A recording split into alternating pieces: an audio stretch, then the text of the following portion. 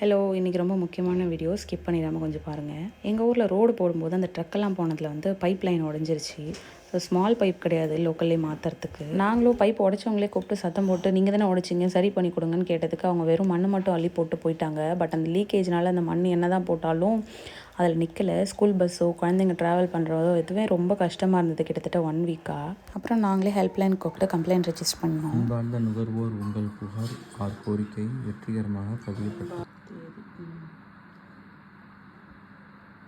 இல்லை ப்ராசஸிங்.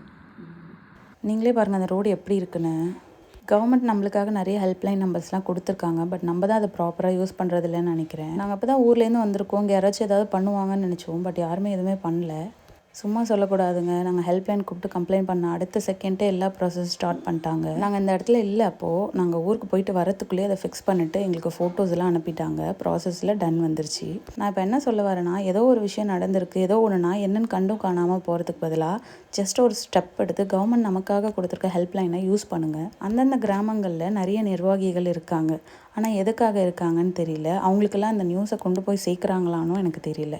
ஊர்லேருந்து வர 4 நாள் இதுக்காகவே சண்டை போட்டு பொழுது போயிடக்கூடாதுன்னு சொல்லி எங்களால் முடிஞ்சதை நாங்கள் பண்ணுறோம். உங்களால் முடிஞ்சதை ஒவ்வொருத்தருமே பண்ணாலே எல்லாமே சரியாயிருங்க. இங்கே போகிற போக்கில் எல்லாரையும் குறை சொல்கிறத மட்டுமே வேலையாக வச்சுக்காமல் உங்களால் என்ன முடியுமோ அதை கொஞ்சம் பேருக்கு ஹெல்ப் பண்ணுங்கள். உங்களுக்கும் நல்லது, வீட்டுக்கும் நல்லது, நாட்டுக்கும் நல்லது. தேங்க்யூ. நெக்ஸ்ட் வீடியோவில் பார்க்கலாம். பை.